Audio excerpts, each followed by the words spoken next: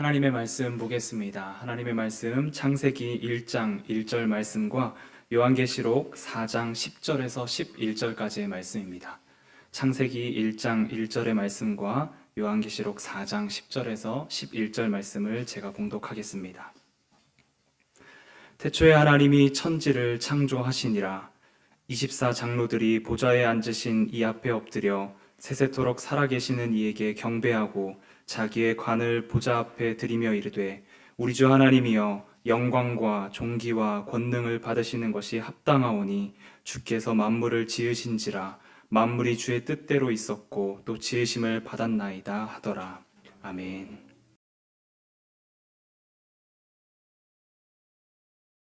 오늘도 예배 자리에 오신 여러분을 환영합니다. 그리고 오늘 내리는 비처럼 만물을 소생하게 하는 은혜의 단비가 여러분들의 가정과 삶에 촉촉히 부어지기를 주님의 이름으로 소망합니다.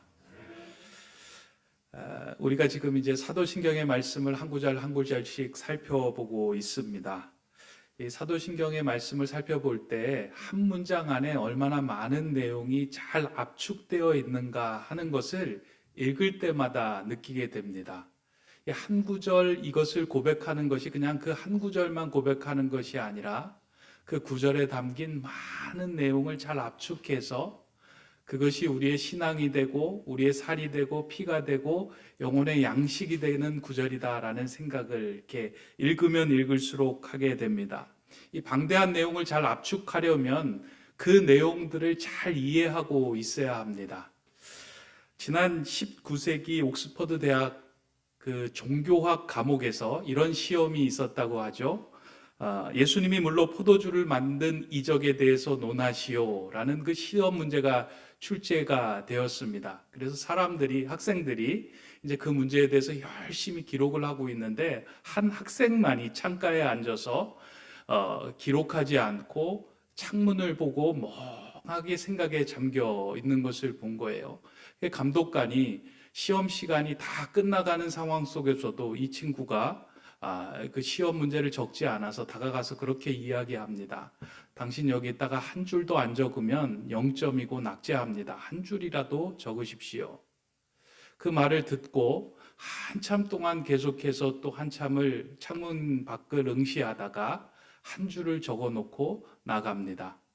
그런데 놀라운 것은 그가 적은 한 문장이 옥스퍼드 대학에서 종교학 과목 시험 가운데 만점을 받은 전무후무한 그 명답이 되었다고 합니다. 그 답이 뭐라고 이야기를 했냐면, 물이 그 주인을 만나니 얼굴이 붉어졌더라.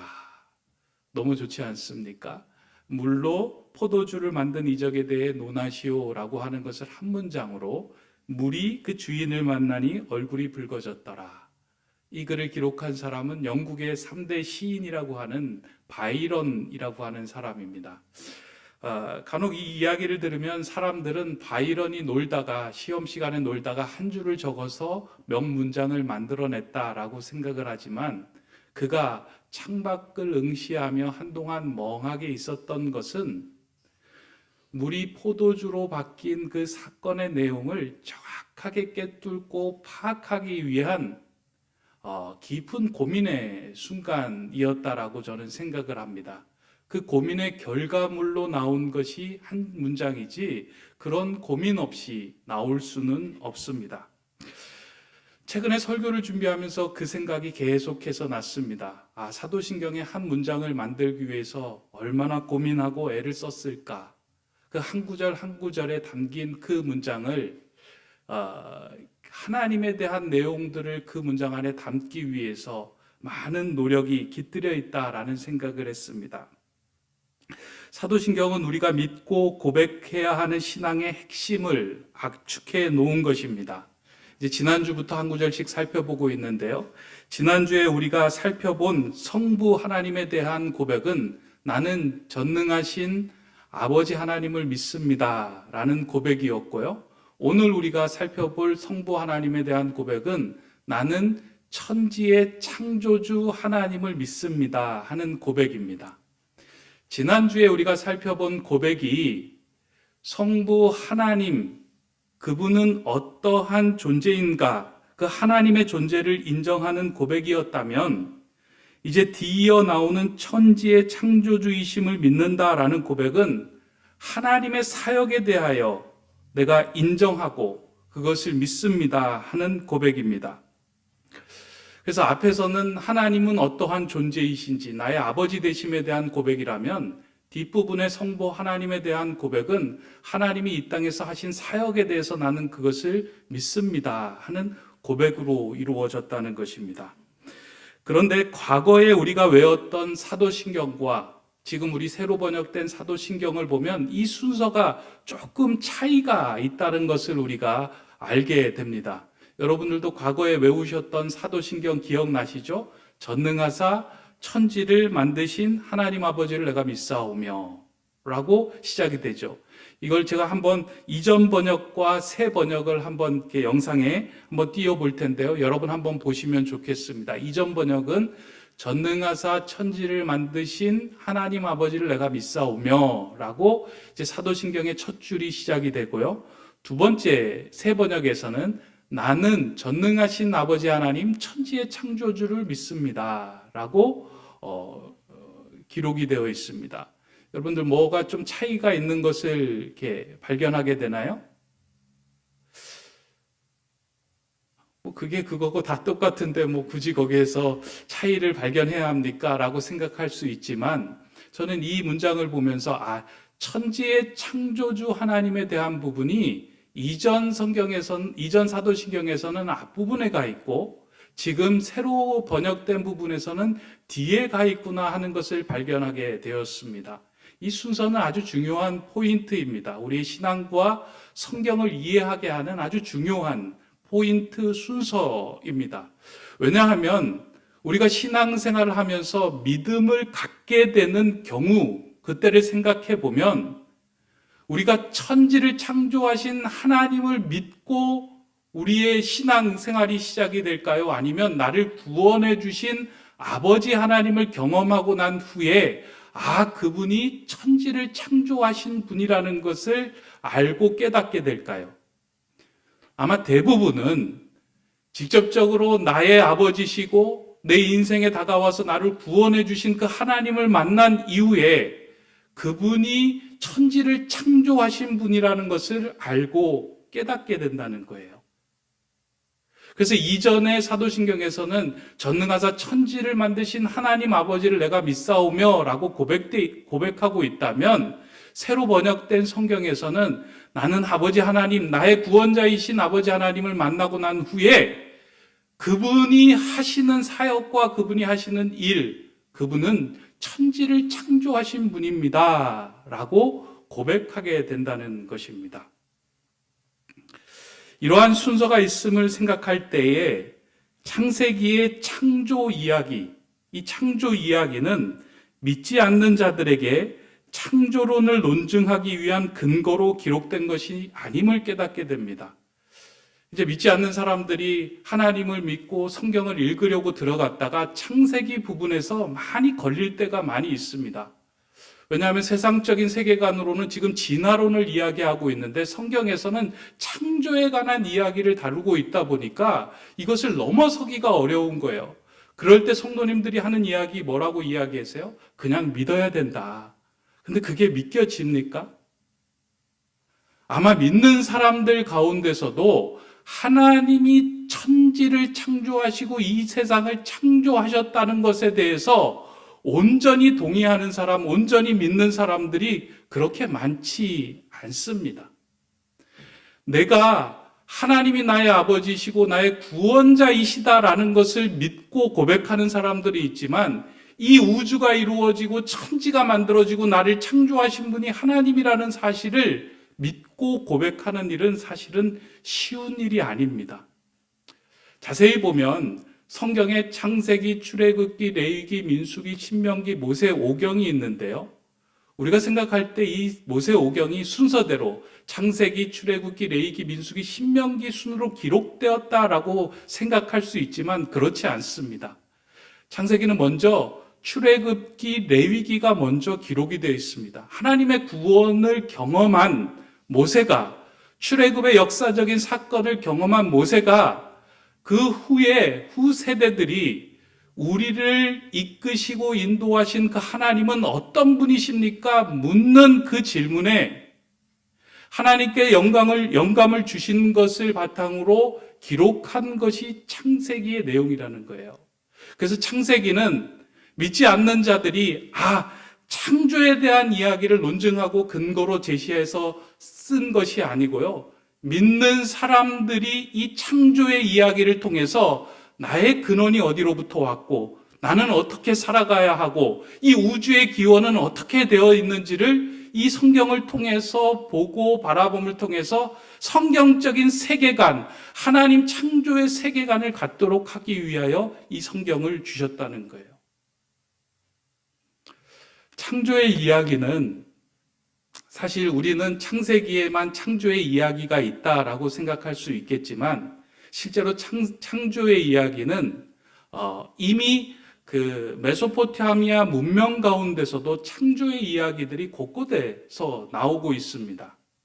이 처음 나왔던 창조의 이야기가 실려 있던 것은 어디냐면 바빌로니아 문명을 중심으로 수메르 문명이라고 이야기를 하고 있는데요.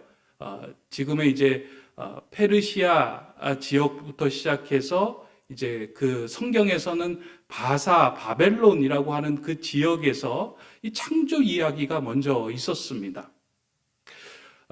이 창조의 이야기가 점토판에 글자를 찍어서 기록해서 만들었는데요. 에누마 엘리시라고 하는 창조의 이야기가 있습니다.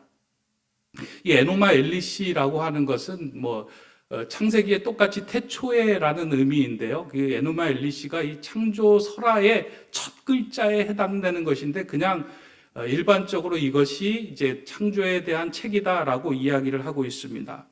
근데 이 에누마 엘리시를 읽어보면 이 에누마 엘리시에는 그 당시의 세계관이 창조의 이야기인데 그 당시의 세계관이 그 안에 그대로 담겨져 있습니다. 이 창조의 세계관을 자세히 들여다보면 그 당시의 세계관은 전쟁과 폭력과 억압과 살인의 이야기로 가득 차 있어요. 다 설명을 할 수는 없고 대표적인 내용을 설명해 드린다면 이 에누마 엘리시에 등장하는 신들이 여럿이 있는데 가장 주인공 되는 신이 마르둑이라고 하는 신이고요. 이와 대적하는 신이 혼돈의 신 티아맛이라고 하는 신입니다. 그리고 이 티아맛의 남편인 킹구라는 신이 나오는데 이 신들이 전쟁을 통하여 서로 주도권을 잡으려고 전쟁을 하고 폭력을 가하며 엄청난 살인을 이루는 일들이 이 에누마 엘리시에 가득합니다. 결국은 마르둑이 주도권을 잡게 됩니다.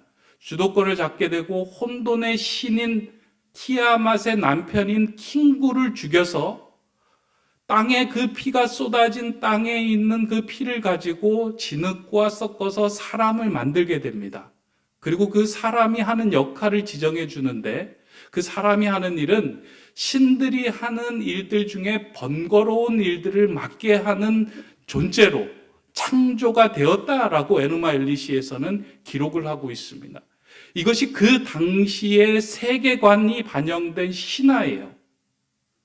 그런데 이에 비해서 창세기에 나오는 창조의 이야기는 그 당시의 세계관하고 너무나 다른 거예요, 결이.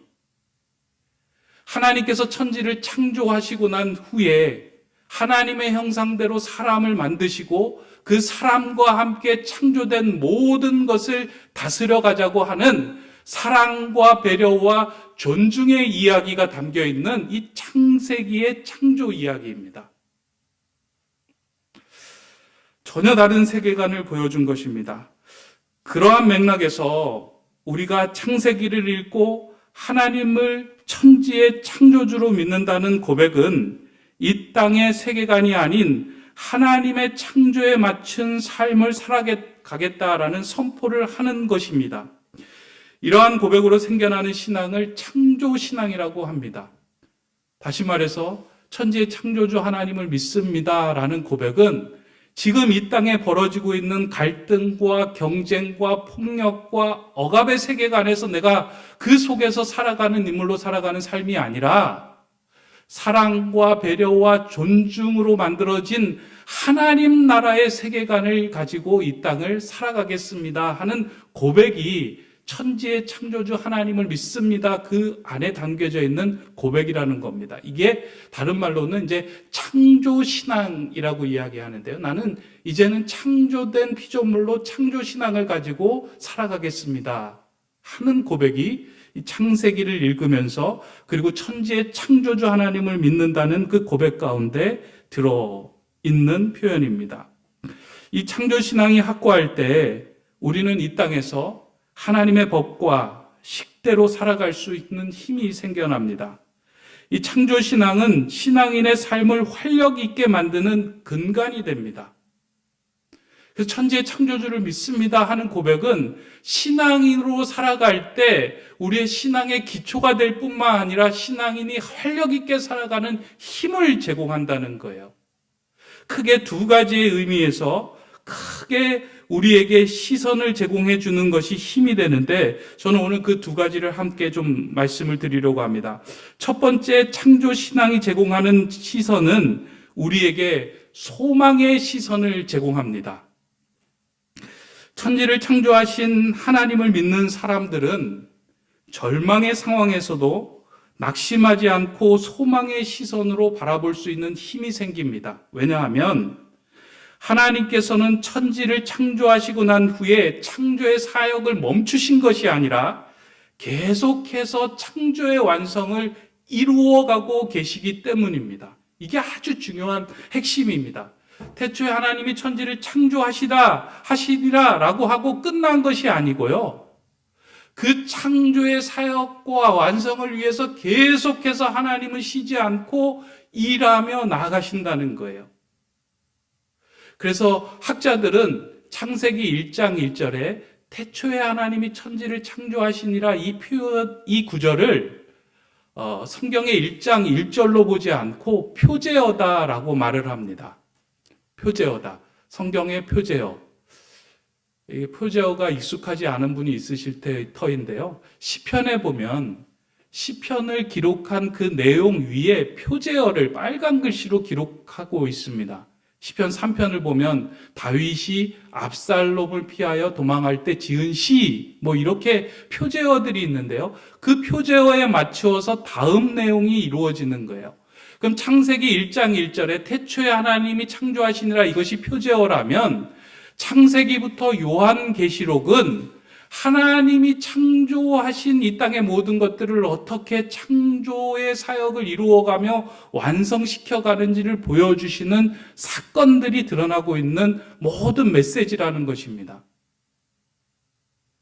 그래서 창조가 멈춰진 것이 아니고요. 하나님은 계속해서 창조를 해 나가시는 거예요. 오늘 우리가 읽은 요한계시록의 말씀을 보면 세상의 마지막 종말에 펼쳐지게 될 하나님의 예배의 모습을 보여주고 있는 장면입니다. 성경은 그때 24장로들이 나와 하나님을 찬양하며 예배할 때 이렇게 고백한다라고 기록하고 있습니다.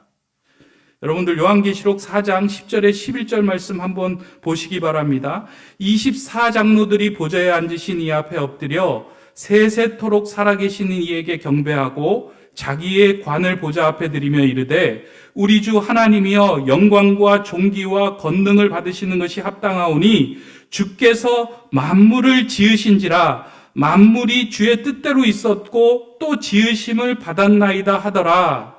그 하나님 종말의 예배 장면에서 장로들이 나아가 하나님께 고백하는 말이 무엇이냐면 하나님께서 만물을 지으셨는데 그 만물이 하나님의 뜻대로 거하고 지금까지 완성되어 있는 이 모든 것들이 하나님께 영광을 드리기에 합당하고 가능한 일입니다 라고 표현하고 찬양하며 예배하는 모습이라는 거예요.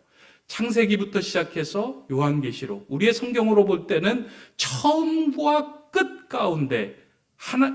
가운데서 하나님은 계속해서 창조의 역사를 이루어 가시고 빚어 가신다는 겁니다. 그러한 맥락에서 보면 저와 여러분들은 하나님께서 빚어 주신 존재입니다. 생물학적으로 엄마와 아빠 사이에서 태어난 한 생명, 이것으로 그냥 이해가 되는 것이 아니고요. 천지를 창조하신 하나님께서 저와 여러분을 빚어주시고 하나님의 자녀와 하나님의 백성으로 삼아 주셨습니다. 여기에 우리가 소망이 있는 것입니다. 하나님이 창조하신 것에는, 하나님이 창조하신 작품에는 하나님께서 그 작품을 책임져 주시고 완성시켜 가신다는 거예요. 우리의 눈에 보이기에는 조금 부족해 보이고 미완성처럼 보이는 그 순간에도 하나님의 손길을 통해서, 그 역사를 통해서, 사건을 통해서 하나님의 완성된 작품으로 만들어 가시는 중이라는 거예요. 그래서 낙심하거나 절망할 이유가 없다는 것입니다. 천지의 창조자 하나님을 믿는 사람이 갖게 되는 소망의 시선입니다. 저는 이 창조신앙이 오늘 우리에게 꼭 회복돼야 할 중요한 신앙이라고 생각을 합니다. 오늘 많은 사람들이 낙심에 빠져서 절망을 하며 살아갑니다. 내 모습을 보고, 내 상황을 보고, 환경을 보고 너무나도 부족하다고 생각하여, 너무나도 완성되지 않은 모습에 절망하여, 낙심하여, 희망이 없다는 생각에 자신의 삶을 끊어버리는 일들이 너무나도 많이 있습니다. 그러나 전능하신 하나님, 천지의 창조주 하나님 손에 안에 잡혀 있을 때 그 모든 것들이 빚어져서 하나님의 영광을 드러내는 도구와 거름으로 사용된다는 것입니다. 여러분들 인생과 삶을 한번 자세히 들여다보시길 바랍니다. 삶에서 낙심하고 실패하고 안 되는 경험들이 있었잖아요. 근데 그것이 그냥 안 되는 경험으로 내버려질 오물처럼 여겨지는 순간들이 있었습니까? 아니면 그것을 빚어서, 그것을 통해서 하나님께 나아가고 새로운 창조의 역사를 경험한 일들이 많이 있었습니까? 하나님의 큰 시선으로 볼 때는 하나님 안에 거하며 그 천지의 창조주를 믿는다 하는, 고백하는 그 사람의 인생은 하나님께서 책임져 주시고 빚어 가시고 완성시켜 가시기에 절망하지 말아라 라고 말씀합니다. 성경은 시편에서 이렇게 우리에게 그 소망의 이야기를 하고 있습니다. 시편 37편에 나오는 말씀인데요. 여호와께서 사람의 걸음을 정하시고 그의 길을 기뻐하시나니 그는 넘어지나 아주 엎드러지지 아니함은 여호와께서 그의 손으로 붙드심이로다. 내가 어려서부터 늙기까지 의인이 버림을 당하거나 그의 자손이 걸식함을 보지 못하였도다. 하나님께서 사람의 걸음을 정하시고 하나님 가운데 거하시는 그 인생 가운데서는 걸식하는 인생이 아니라 하나님의 영광을 드러내는 삶으로 빚어가신다라고 고백합니다. 저는 이 말씀이 너무나도 좋아요. 제 목회 인생 여정 가운데서도 낙심될 때가 너무나도 많이 있습니다. 그래서는 안 되지만 성도들이 한마디 이야기하는 이야기로 인해서 내 마음이 절망될 때가 많이 있어요. 그렇잖아요? 목사님, 설교를 하는데 설교가 이해가 안 돼요. 이렇게 이야기를 하면요. 제가 한 주간 어떨까요? 막 머리를 쥐어뜨면서 절망하고 낙심하고 막 근심에 빠져서 사는데, 그럼에도 불구하고 전 하나님을 신뢰하는 게 부족한 저를 빚어서, 완성되지 않은 저를 빚어서 또 하나님의 뜻을 전하는 사람으로 만들어가는 중이다 하는 마음이 있으니까 제가 이 강단에 서게 되는 겁니다. 우리 인생에는 그런 일들이 많이 있어요. 하나님께서는 우리를 빚어서 하나님의 사람으로, 하나님의 자녀로, 하나님의 도구로 반드시 사용하고 만들어 가십니다. 그 마음을 가질 때 우리는 우리 자신뿐만 아니라 우리의 자녀들에게도 소망의 시선을 가지고 바라볼 수 있어요. 나와 관계된 사람들에게도 그 소망의 시선을 가지고 바라볼 수 있습니다. 왜냐하면 그도 하나님의 형상으로 창조된 하나님의 사람이기 때문에 하나님께서 그 아이를 빚어서, 그 자녀를 빚어서, 나의 가족을 빚어서 하나님의 형상으로 온전케 이루어 가신다라는 믿음이 생기기 때문입니다. 그래서 혹시 이 가운데 자녀 때문에 낙심하거나 절망하신 분이 있다면 여러분 소망을 가지시기 바랍니다. 하나님께.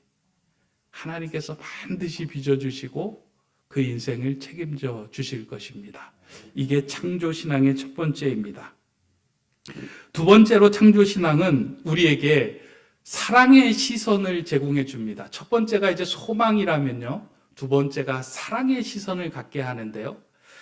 창조의 손길을 거쳐서 빚어진 것들에는 그것을 창조한 창조자의 마음이 다 담겨져 있습니다.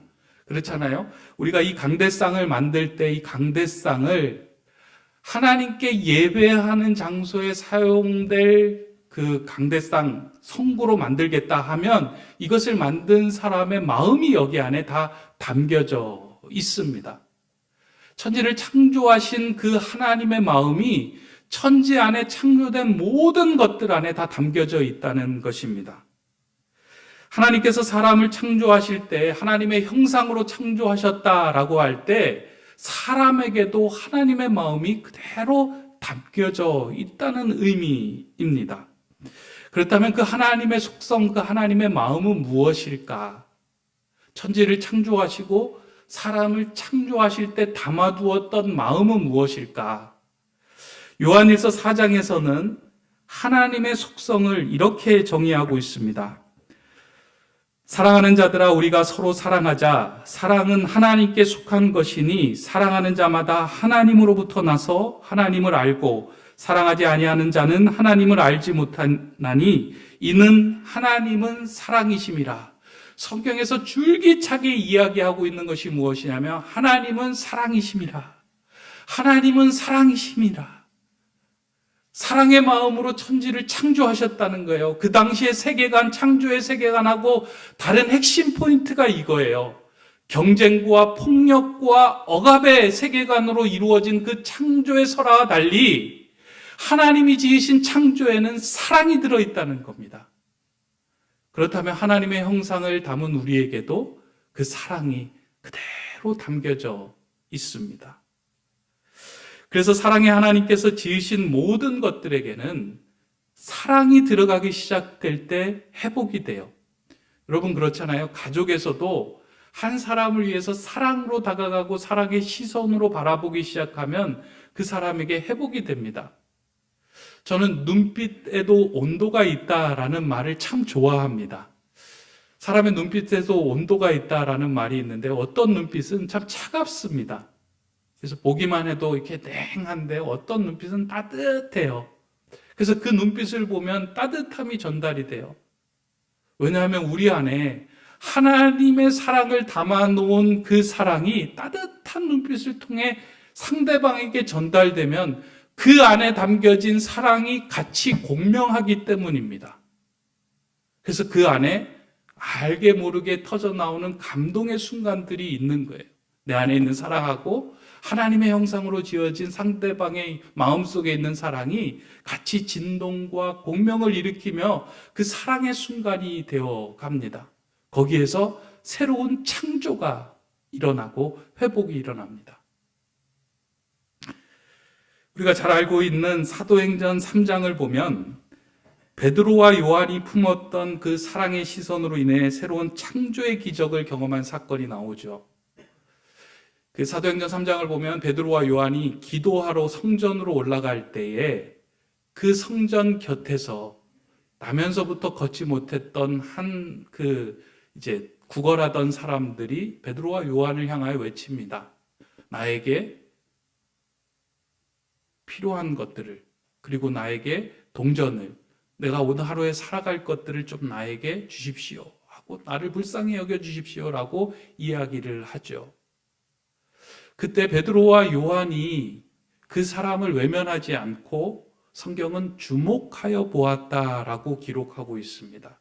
이 주목하여 보았다라는 것은 사랑의 마음, 시선을 가지고 그 사람을 바라보았다라는 의미입니다. 사실은 그냥 지나갈 수 있는 상황이었지만 왜냐하면 베드로와 요한은 그를 도와줄 동전이 그에게는 아무것도 없었기 때문입니다. 그래서 도와달라고 했을 때 외면하고 지나갈 수 있었는데 그럼에도 불구하고 그 사람을 주목하여 보았더니 그 사람에게 도와줄 자신에게 있는 것들이 보여지기 시작한 거예요. 그 사람이 필요한 것은 그 사람이 이렇게 빈곤한 것은 물질적인 빈곤이 아니라 마음의 빈곤이었고, 그 사람을 도와줄 것은 동전이 아니라 그 사람에게 필요한 구원자이신 예수 그리스도가 필요함을 보고 알았기 때문입니다. 그래서 베드로와 요한이 다가가서 그렇게 이야기하죠. 은과 금은 내게 없거니와 내게 있는 이것을 내게 주노니 나사렛 예수 그리스도의 이름으로 일어나 걸으라 라고 외칩니다. 은과 금은 내게 없거니와 내게 있는 이것, 무엇이 있었을까요? 베드로와 요한에게 창조주 하나님에 대한 마음이 있었고요. 그 창조주 하나님이 심어주었던 그 사랑의 마음이 있었고요. 한 사람을 긍휼하게 여기는 그것을 예수 그리스도의 이름에 담아서 그에게 전해주었을 때 그 인생에 꼬였던 모든 부분들이 풀려지는 창조의 사건을 경험하게 된 것입니다. 우리는 이 치유 사건을 읽으면서 베드로와 요한에게만 한정된 사건이라고 생각합니다. 그리고 성경에서 나오는 이적이니까 오늘 우리하고는 상관없다라고 생각을 하는데요. 그렇지 않습니다. 지금 이 시대에 많은 사람들이 가지고 있는 질병은 육신의 질병이 아니라 마음의 질병입니다. 이제 길거리를 걸어가다 보면 나오면서부터 걷지 못했던 사람들이 눈에 띄지 않아요. 요즘에 의학으로 다 고칠 수 있어요. 대부분은. 그러나 그보다 훨씬 더 마음의 큰 질병을 가지고 이 시대를 살아가고 있는 사람들이 너무나도 많다라는 겁니다. 그 사람들에게 다가가 그 마음을 치유해주고 그 사람과 함께 할 수 있는 능력을 창조주 하나님께서 우리 안에 부어주셨어요. 그게 사랑의 시선이고 사랑의 마음이에요. 그래서 우리 안에 그 마음을 꺼내어서 상대방에게 다가가기 시작할 때 거기에서 창조의 역사가 이루어지기 시작합니다. 내가 전능하신 창조의 하나님을 믿습니다 하는 고백은요, 단지 그분을 창조주 하나님으로 믿는다라는 고백이 머무르는 것이 아니라 지난주에도 말씀드렸죠. 선포의 의미로 넘어가야 된다고. 나는 그 창조의 사역에 동참하겠습니다 라는 선포의 의미를 같이 담고 있다는 거예요. 창세기에서도 그렇게 이야기하잖아요. 하나님이 이 우주 만물을 만드시고 난 후에 사람을 지으시고 다스리고 경작하고 관리하도록 하잖아요. 그 다스리고 관리하고 경작하는 것이 땅만이겠습니까? 하나님의 형상을 가진 모든 만물이며 우리 옆에 있는 동료들입니다. 사랑의 시선을 가지고 그들에게 다가서기 시작할 때 오늘 우리의 삶 속에서도 창조의 사역이 벌어집니다. 그래서 이 고백에는 오늘 내가 만나는 한 사람에게 하나님의 형상이 일어나도록 나는 사랑의 시선을 보내겠습니다 하는 고백이 담겨져 있다는 것입니다. 이제 말씀을 맺고자 합니다. 창세기 1장을 보면 창조주 하나님이 손대기 이전의 상태를 묘사한 내용이 나옵니다. 땅이 혼돈하고 공허하며 흑암이 깊음 위에 있다.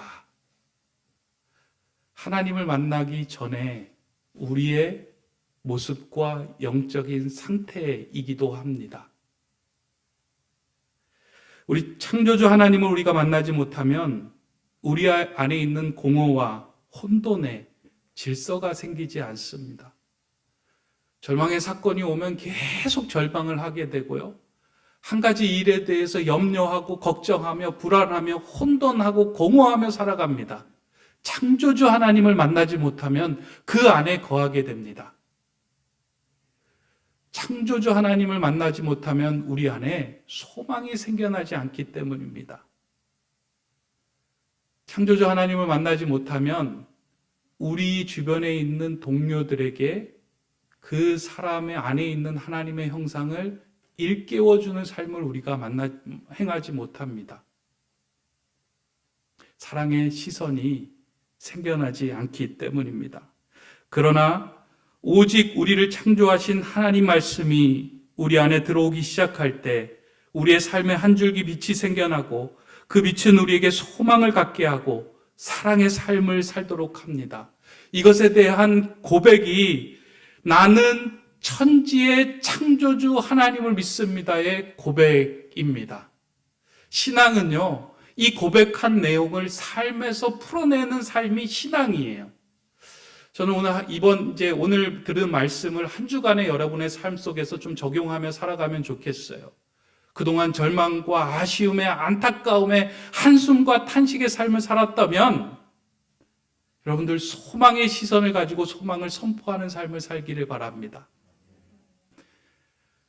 하나님의 형상으로 만든 동료가 힘들어하고 있다면 여러분들 하나님을 사랑하는 것처럼 내가 그 사람을 신처럼 사랑하겠습니다 라는 고백이 천지의 창조주 하나님을 믿습니다의 고백이라는 것을 반드시 인식하셔야 합니다. 그 믿음, 그 소망, 그 사랑을 가지고 살아갈 때 우리 안에 하나님의 나라가 세워지고 완성될 것입니다. 그럼 하나님의 나라를 세워가는 우리 높은 뜻 세움교회, 우리 모든 성도님 되시기를 주님의 이름으로 축원합니다. 기도하겠습니다. 사랑의 하나님, 천지의 창조주이신 하나님을 내가 믿습니다. 이 고백이 나의 살아있는 고백되게 하여 주시옵소서. 오늘도 창조의 사역을 이어가시며 내 인생을 주관하시는 하나님으로 인하여 절망 가운데 소망을 갖게 하시고 하나님의 선한 창조 사역의 사랑으로 동참하는 청지기의 삶이 되게 하여 주시옵소서. 오늘도 예배하는 성도님들 중에 육신의 질병과 마음의 질병이 있어서 고통당한 성도님이 있다면 창조주 하나님의 손길로 치유하여 주시고 회복시켜 주시옵소서. 예수 그리스도의 이름으로 기도드립니다. 아멘.